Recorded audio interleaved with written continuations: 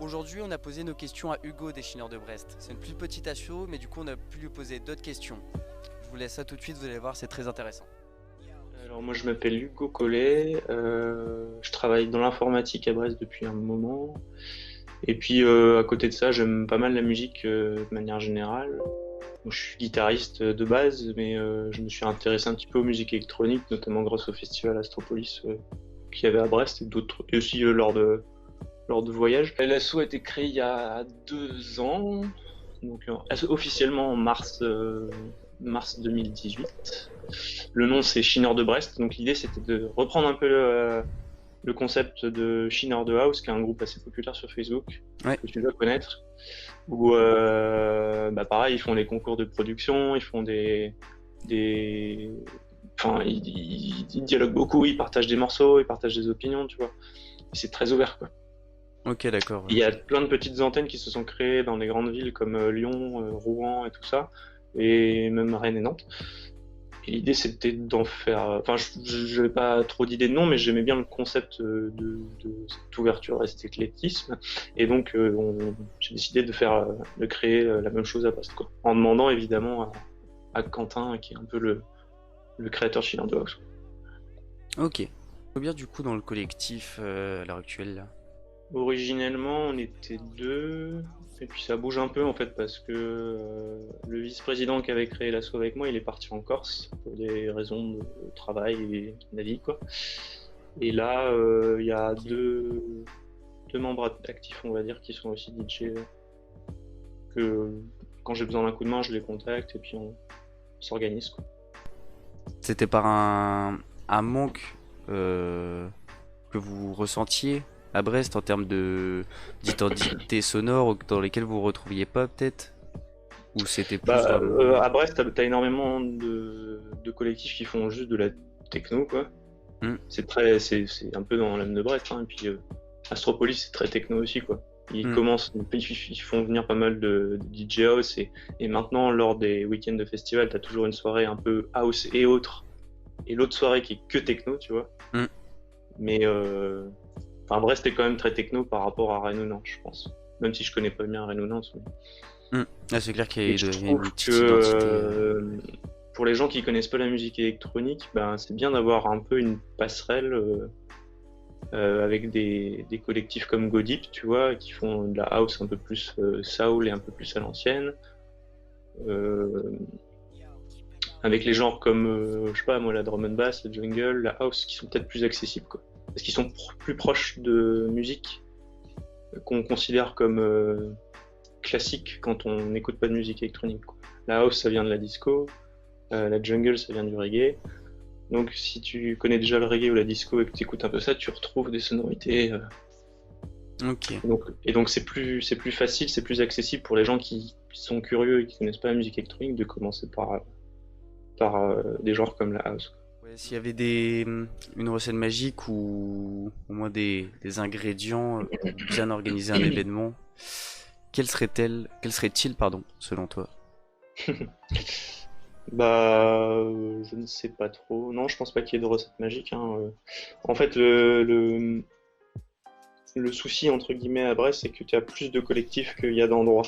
Et donc, quand tu as ce problème-là, soit tu trouves des nouveaux endroits, soit tu investis des endroits déjà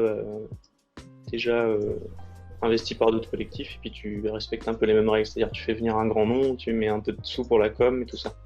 Sauf que pour les petites associations, louer un lieu comme le Vauban ou la Suite, ben, c'est pas facile, quoi, parce que ça coûte beaucoup d'argent. Entre Hmm. la Suite, je crois que c'est 500 euros ou peut-être 700 euros, et le Vauban, c'est entre 1500 et 2000, quoi. Ah oui, quand Donc même. si t'arrives à avancer cet argent-là, en général, ça vient de ta poche, quoi. Hmm. Parce que t'as pas tellement de trésorerie quand t'es une petite asso. Ouais, puis après, c'est à risque aussi, j'imagine, si Donc t'es pas obligé de faire malchance venir les soirées. un grand nom si tu veux rentabiliser ton événement. Parce qu'il faut que tu récupères ta mise sur les entrées. Hmm. Et derrière, il faut que niveau communication, tu fasses des affiches, ou alors que tu aies une page Facebook où tu as déjà beaucoup de gens qui te suivent, quoi. Là, encore une fois, quand tu es une nouvelle asso, c'est galère. Hmm. J'imagine. Du coup, Donc il n'y a pas vraiment de recette magique, si ce n'est, à mon avis, faut rester réaliste et pas trop se prendre la tête, quoi. Ça sert à rien de mettre plein d'argent pour faire une soirée si t'es une nouvelle asso parce que ça marchera pas, quoi. Après, enfin voilà, les assos fonctionnent différemment et tu auras sûrement d'autres points de vue où les mecs ils vont te dire faut qu'on ait de la visibilité, faut faire de la com, comme ça on devient gros et tout ça. Mais là, tu perds le côté, comment dire, le côté plaisir et le côté, enfin, tu fais, c'est plus vraiment le but d'une asso, quoi. Ça Ouais, je devient une vois, ouais. entreprise, quoi. Tu vois. Hmm. T'as plus le partage.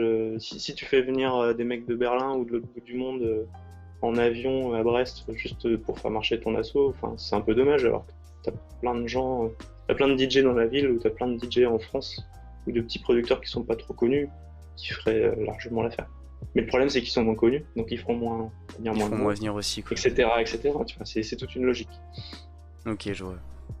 Et c'est vrai que d'un point de vue, parce que c'est la deuxième fois qu'on me parle de ça, c'est vrai le fait de réussir à dénicher un peu des artistes et apporter de la nouveauté. Et c'est vrai que moi, d'un point de vue extérieur, le fait que je mixe pas et je fais pas partie d'une asso, enfin, j'écoute de la musique Je beaucoup pense que et la plupart des gens s'en foutent complètement. parfois j'ai l'impression Ils y que les vont juste parce gens, que bon, il y aura de la meuf ou il y aura des mecs, il y hmm, aura de la drogue les et possibilités de boire un coup, ouais. on pourra boire un verre, il y aura des bonnes lumières, de la bonne sonorisation, tu vois, ce Hmm, genre de trucs quoi. Que j'adore, plein de valeurs qu'il y a dans la musique électronique, de nouveauté, de liberté, de revendication. Mais hmm. je trouve que c'est une différence fondamentale avec Ok. d'autres genres musicaux. Et du coup, tu penses que c'est lié à quoi au... Parce que c'est vrai qu'il y a quand même apparemment un rapport assez fort entre la techno et certaines substances comparé à d'autres styles musicaux. Bah Est-ce déjà, qui... ces musiques-là, elles ont été il y a un lien fort, c'est qu'il y a beaucoup de ces musiques-là qui ont été produites pour faire réagir les substances. Hmm, Quand tu prends du LSD et que tu écoutes de la musique psychédélique, tu comprends tout de suite pourquoi cette musique a été produite de telle manière. Parce que ça réagit avec la substance. Alors je suppose que, moi j'ai jamais pris d'ecstasy, mais je suppose que l'ecstasy ou la MDMA, ça réagit vachement bien avec la musique électronique, où tu as un rythme régulier et qui te donne envie de danser, etc., quoi. ok. Il y a ça. Hmm, Et il y a aussi le fait que la génération qui écoute la musique électronique, en général, c'est plutôt les jeunes. Et les jeunes bah, qui arrivent à Brest, c'est souvent les gens qui c'est leurs premières années d'indépendance. Moi, pareil, quand j'étais en licence, je prenais, je sais pas, 2 clips par semaine, non, j'exagère, hmm. mais tu découvres la liberté, t'es là pour rigoler, quoi. Et après, quand t'as 30, 35, 40, bah, le corps, il encaisse plus aussi bien, et donc déjà, tu peux plus aller dans les soirées super tard, Hmm. parce que ça te fatigue. Ou alors tu t'aimes plus la musique électronique comme avant parce que de toute façon tu y allais juste pour t'éclater la gueule et pas vraiment pour la musique et donc t'écoutes d'autres genres musicaux. Mais bon, on en croise quand même des gens qui ont 40, 50, 60 piges dans Hmm. les soirées électroniques, hein. Mais si tu fais les stats, à mon avis, il y a quand même carrément plus de jeunes, quoi. Ouais, c'est clair, ouais. Et après, c'est peut-être ça aussi qui fait la force du mouvement, entre guillemets, et le fait que les événements marchent bien, c'est que tu peux avoir une partie de personnes qui vont venir plus pour l'amusement et pour prendre des cuites, etc. Et peut-être une autre partie aussi qui va y aller plus en mode vraiment musique Mhm. et Ouais, découverte. carrément. Hmm. Ouais, puis je pense qu'il y a le côté un peu. C'est vraiment un domaine qui est assez nouveau au final parce que tu as plein d'outils. Enfin, tu vois, si tu suis un petit peu l'actualité des instruments de musique électronique ou des logiciels, ben, tous les ans, tu as des nouveaux instruments qui sortent, quoi. Hmm. Alors que si tu compares au rock, une guitare, bon, combien modulo 2 ou 3 pédales à effet ou modulo le bois ou les cordes ou les micros de la guitare, ça reste quand même une guitare. Hmm. Ouais, c'est plus du C'est perfectionnement. vraiment un domaine qui est assez récent parce que c'est la techno par exemple ça vient de Kraftwerk donc c'est depuis les années 85 on va dire à peu près alors que le Hmm. rock ça remonte à bien plus longtemps quoi donc il y a beaucoup plus de choses à faire. Hmm. C'est un domaine où tu peux être facilement créatif et tu peux facilement devenir producteur rien qu'avec un ordi ou avec un clavier MIDI tu peux produire un morceau donc Merci beaucoup en tout cas. Pas de souci. Bah, je te souhaite une bonne journée. Ouais, pas de souci. Bon courage pour ton montage et puis n'hésite pas si t'as besoin d'un coup de main ou quoi. Ok, ça marche, bah c'est cool. Vas-y, merci. Tchuss. Salut! Salut. J'espère que vous avez apprécié cette mini-série en compagnie de Jules et moi, et que maintenant vous en savez un peu plus sur les collectifs de Brest et de ses alentours. Je vous dis à bientôt, et n'hésitez pas à lâcher un petit like, ça fait toujours plaisir. Merci.